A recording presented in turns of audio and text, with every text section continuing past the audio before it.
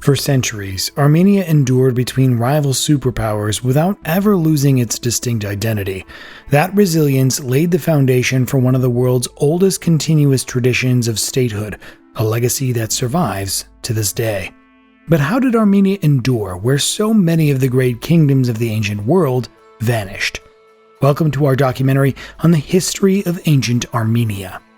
Between the 9th and 6th centuries BC, a powerful kingdom known as Urartu, also called Bianili or the Kingdom of Van, flourished in the mountains north of the Fertile Crescent. Its rulers governed from their capital of Tushpa on the shores of the salty waters of Lake Van. They built vast irrigation canals that were unmatched for their time and raised formidable mountain fortresses. One of them was Erebuni, founded in 782 BC. Today, Yerevan, the capital of Armenia, stands on this site. But in 590 BC, the Medes invaded from the east. The kingdom of Urartu fell. Yet the people of the Armenian highlands did not disappear. Urartu was a multi-ethnic kingdom. Its kings and aristocracy spoke a language closely related to Hurrian. According to ancient sources, however, the kingdom was home to more than 70 different tribes, many of them Indo-European. Among them were undoubtedly speakers of Proto-Armenian. Even earlier, Hittite sources mention the kingdom of Hyassa, located north of Lake Van. Its name closely resembles Hayastan, the Armenian name for Armenia. After the fall of Urartu, Proto-Armenian gradually replaced the Urartian language and became the common language of the tribes that inhabited that region. In 522 BC, when the Persian king Darius I commissioned his famous Behistun inscription, he was already using the names Urartu and Armenia to refer to the very same land, sometimes even within a single sentence. By the 5th century BC, Armenians were regularly mentioned in written sources as the people inhabiting the Armenian highlands. What exactly happened during the preceding century is something we will most likely never know. But by then, the Armenian people had already emerged. Ahead lay a millennia-long struggle against the greatest empires of the ancient world. The first rulers of Armenia belonged to the Orontid dynasty. Its founder, Orontes I, served as the Achaemenid satrap of Armenia and was the son-in-law of Artaxias II. He later fell out of favor and was reassigned as governor of the small province of Mysia in Asia Minor. It was there that he joined the revolt of the satraps against the Persian king. He even began minting his own gold coins, despite the fact that in the Achaemenid Empire, only the king had the right to issue gold coinage. Although the revolt ended in defeat, Orontes was eventually pardoned and allowed to return to Armenia, where he ruled for the rest of his life. Armenia remained a province of the Achaemenid Empire until the campaigns of Alexander the Great. In 330 BC, he destroyed the Achaemenid Empire, and Armenia became part of the Seleucid Empire, the Hellenistic state that inherited much of Alexander's former empire. Armenia was still not independent, but it would not remain that way for much longer. In 190 BC, the Seleucids suffered a crushing defeat at the Battle of Magnesia. Roman legions shattered the army of Antiochus the Great. It became clear that Seleucid power was waning and that their rule was drawing to a close. Two Seleucid commanders seized the opportunity. Artaxias, who governed the north, proclaimed himself king of Greater Armenia and founded the Artaxid dynasty. From a single Seleucid province emerged two independent Armenian kingdoms. Zariadres became the ruler of Sophene in the south. Artaxias I proved to be a gifted ruler. He secured his borders, expanded his realm, and left his successors a stronger kingdom than the one that he had inherited.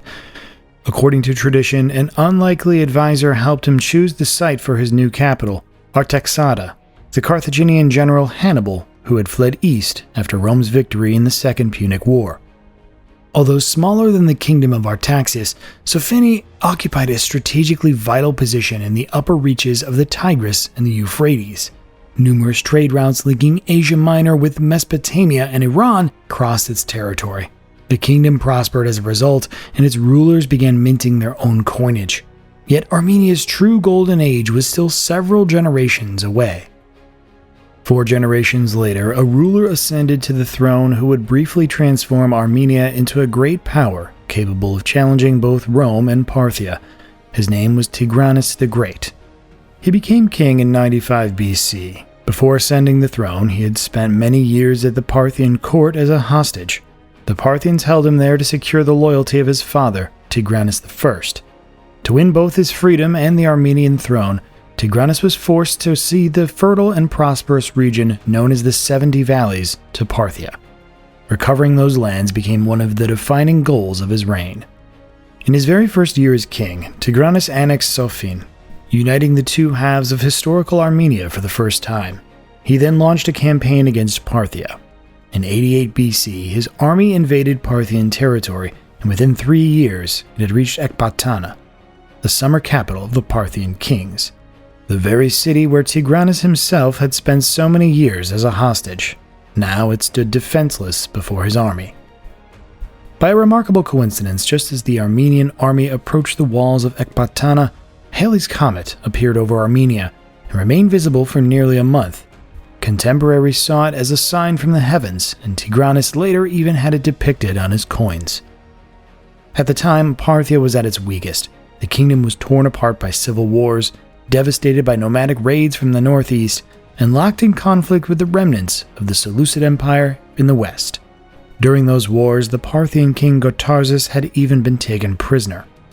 Tigranes conquered northern Parthia. He appointed his younger brother, Guras, governor of the newly conquered territories, and sent him to the frontier city of Nisibis.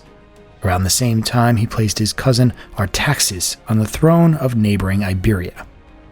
Returning to Armenia at the head of a rapidly expanding empire, Tigranes assumed the title Shahanshah, King of Kings, a title previously reserved for the rulers of Persia and Parthia. By 83 BC, the Seleucid Empire had been exhausted by decades of dynastic infighting and wars on multiple fronts. According to the ancient historians Justin and Appian, it was the people of Syria themselves who offered Tigranes the royal crown. He accepted it and went on to conquer Cilicia, parts of Cappadocia, and northern Mesopotamia. At the height of its power, his empire stretched from the Caspian Sea to the Mediterranean. Tigranocerta became the new capital of Armenia. To transform it rapidly into a great city, Tigranes ordered the inhabitants of 12 conquered Greek cities to be resettled there. Parks, a theater, gymnasia, and all the other hallmarks of a Hellenistic city soon followed. Yet beneath the empire's outward strength lie serious internal problems. After Tigranes was wounded during a hunting expedition, one of his sons, believing his father would not survive, prematurely placed the royal crown upon his own head. Tigranes recovered and had his son executed for usurping the crown. While Tigranes was building a greater Armenia, Rome was consumed by civil war between the factions of Marius and Sulla. But in 74 BC, a new war broke out between Rome and the Kingdom of Pontus. The Romans once again turned their attention to the east, placing the campaign in the hands of the experienced general Lucullus. Before long, Tigranes was drawn into the conflict as well. His father-in-law, Mithridates VI Eupator, king of Pontus, had taken refuge in Armenia after suffering a series of defeats. In 69 BC, Lucullus arrived before the walls of Tigranocerta, and Tigranes marched to relieve the besieged city. The Armenians held a clear numerical advantage. While the Roman army numbered around 20,000 men, ancient historians claim that Tigranes commanded more than 200,000. That figure was almost certainly exaggerated, and even so, modern historians agree that the Armenian army probably outnumbered the Romans by at least 2 to 1. Despite their superior numbers, the Armenian army was defeated. The Battle of Tigranocerta exposed the greatest weakness of Tigranes' empire. A large part of the city's population consisted of settlers who had been forcibly relocated from conquered Greek cities. They had no intention of defending their new ruler, and according to Plutarch, many of the inhabitants welcomed the Romans and even joined their side. During the siege, the defenders of Tigranocerta used crude oil against the Roman siege engines. It's one of the earliest known examples of incendiary weapons being used in warfare, but it was not enough to stop the Romans. After a brief siege, they captured the city. The treasury of Tigranocerta, containing around 8,000 talents of silver, fell into Roman hands.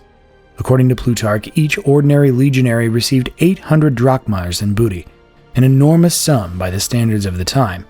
After its capture, Tigranocerta was burned to the ground. But the war was far from over. In 68 BC, Tigranes faced the Romans once again, this time near the old capital of Artaxias. He suffered another defeat, but Lucullus failed to capture the city. Soon after the battle, the Roman legions refused to continue the campaign. Most of the Armenian treasury had already been moved to Nisibis, and the soldiers insisted on marching there instead of besieging a city that promised little plunder. Lucullus gave in.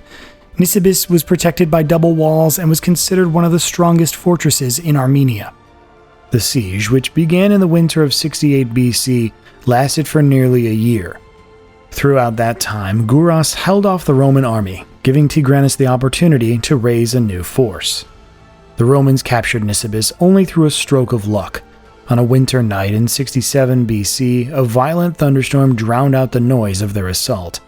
The defenders were caught completely by surprise, failed to organize an effective defense, and the legionaries broke into the city. Yet even this victory failed to solve Lucullus's problems.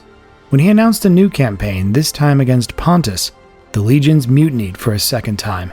The soldiers accused their commander of sacrificing their lives for the sake of his own glory and flatly refused to continue the war. At the same time, Lucullus's political opponents in Rome were working to have him removed from command. All of this gave Tigranes several years of respite. That respite came to an end in 66 BC when Pompey arrived in the east. By then, one of Tigranes' sons had rebelled against his father with Parthian backing. Although the revolt was crushed, the prince, also named Tigranes, escaped and soon threw in his lot with the Romans. Realizing that the war could no longer be won, Tigranes agreed to meet Pompey in person. He removed the royal diadem from his head and laid it at the Roman commander's feet. Pompey picked it up and placed it back on Tigranes' head. Tigranes was allowed to keep his kingdom, but he was forced to renounce all of his conquests. In addition, he paid an indemnity of 6,000 talents of silver and rewarded the Roman officers and soldiers who had taken part in the campaign with generous cash payments. From that moment on, Armenia became a Roman client kingdom. The fate of Tigranes' rebellious son took an ironic turn. Pompey initially entrusted him with the rule of Sophene, but only a few months later, suspecting him of plotting against his father once again, he ordered his arrest and sent him to Rome in chains. He would never return home. Sophene, meanwhile, was restored to the rule of Tigranes the Great. Pompey then turned against Armenia's former vassals. Iberia, ruled by Tigranes' cousin, was defeated at the Battle of Pelorus. The Romans then invaded Albania. Plutarch records that women fought alongside the Albanian army, a story he associated with the legend of the Amazons. In the end, both Iberia and Albania acknowledged Roman supremacy. Tigranes died in 55 BC after reigning for 40 years. During that time, he transformed Armenia into the greatest power east of Rome. But the empire he had built proved short-lived. Nearly all of its conquests had already been lost before the end of his own reign. For the next century and a half, Armenia remained the battleground in the struggle between Rome and Parthia. Whenever one empire gained the upper hand, its preferred candidate took the Armenian throne. Whenever the balance of power shifted, so did the king. In 53 BC, the Armenian king Artaxias II supported the campaign of the Roman general Crassus against Parthia. The expedition ended in disaster at the Battle of Carrhae, one of the greatest defeats in Roman history. 20 years later, Mark Antony invaded Armenia. Under the pretense of peace negotiations, he seized Artaxias II, paraded him through the streets of Alexandria in golden chains, and later had him executed. It was not until the 1st century AD that Rome and Parthia finally reached a compromise. Under the Treaty of Rhandia in AD 63, Armenia would be ruled by kings from the Parthian Arsacid dynasty, but only after their appointment had been approved by the Roman emperor. To seal the agreement, King Tiridates I traveled to Rome in AD 66. Emperor Nero, renowned for his fascination with Eastern culture, staged an extraordinarily lavish ceremony in his honor. During it, Tiridates removed his crown and laid it at Nero's feet. The emperor then picked it up and placed it back on the Armenian king's head. Thus emerged a system in which Armenia was ruled by members of the Parthian Arsacid dynasty while acknowledging the supremacy of Rome. Time and again, both empires tried to break this arrangement by force, yet each ultimately returned to it. The compromise, however, did not last. In AD 114, Emperor Trajan resolved to bring Armenia permanently under Roman rule. His pretext was that the Parthian king Arsacid I had placed his nephew Parthia on the Armenian throne without Rome's consent. Trajan invaded Armenia, ordered the self-proclaimed king executed, and for the first time turned the country into a Roman province. The Roman army then advanced further east, occupying Mesopotamia and even capturing the Parthian capital of Ctesiphon. Rome, however, was unable to hold on to these conquests. Rebellions erupted across the east, and in AD 117, Trajan died. His successor, Hadrian, abandoned his predecessor's expansionist policy, withdrew the Roman armies, and restored the previous arrangement. Armenia once again became a client kingdom under the shared influence of Rome and Parthia. Half a century later, history repeated itself. In AD 161, the Parthian king Lucullus IV invaded Armenia, drove out the Roman-backed king Sasanian, and installed his own candidate, Pacorus, on the throne. An attempt by the Roman governor of Cappadocia, Marcus Sedatius Severianus, to restore Roman control ended in disaster. His army was surrounded and annihilated, and Severianus took his own life rather than be taken prisoner. Only 2 years later did the Romans regain the initiative. In AD 163, they reoccupied Armenia, destroyed the ancient capital of Artaxiad I, and founded a new city on its site, Canapolis, or New City. Sasanian was restored to the Armenian throne. The campaign was officially commanded by Lucius Verus, co-emperor alongside Marcus Aurelius. For the victory, he received the honorary title Armeniacus, although he personally played almost no role in the campaign. In AD 252, a Parthian nobleman named Anak, acting at the instigation of the Sasanian king Shapur I, assassinated the Armenian king Khosrov II. Anak was executed along with nearly his entire family. Only his infant son survived. The child was secretly taken to Roman Cappadocia, where he grew up, converted to Christianity, and eventually returned to Armenia. His name was Gregory. As a young man, Gregory entered the service of Tiridates III, the son of Khosrov II. When the king discovered that Gregory was the son of his father's murderer, he ordered him thrown into prison. Gregory remained there for 15 years, surviving only because a Christian woman secretly brought him bread. According to tradition, Tiridates later ordered the execution of a group of Christian nuns. Soon afterward, the king lost his sanity and began behaving like a wild boar. Only after Gregory was released did his illness leave him. Tiridates then converted to Christianity and in AD 301 proclaimed it the official religion of Armenia. The historical accuracy of these details is uncertain. The story was not written down until roughly a century and a half after the events it describes. The conversion of Armenia to Christianity itself, however, is beyond dispute. Armenia thus became the first state in the world to officially adopt Christianity, predating even the Roman Empire. The very name of the Armenian Apostolic Church points to an even older tradition. According to tradition, the apostles Thaddeus and Bartholomew preached in Armenia as early as the 1st century AD. The spread of Christianity, however, was far from peaceful. Christian communities had already existed in Armenia for at least a century, and earlier Armenian kings had persecuted them. After Tiridates declared Christianity the state religion, violent clashes broke out between Christians, followers of Zoroastrianism, and adherents of the traditional pagan cults. Temples belonging to the pagan nobility were plundered, and their treasures were transferred to the royal treasury. Most historians believe that Armenia's conversion to Christianity was motivated by as much as politics as it was by religion. It distanced the kingdom from the Sasanian Empire, whose official religion was Zoroastrianism. By the beginning of the 5th century, Armenia had been a Christian kingdom for more than a century, yet one major problem remained. Church services were conducted in Greek and Syriac, and most Armenians understood neither the sermons nor the scriptures. The man who set out to solve this problem was the monk and scholar Mesrop Mashtats.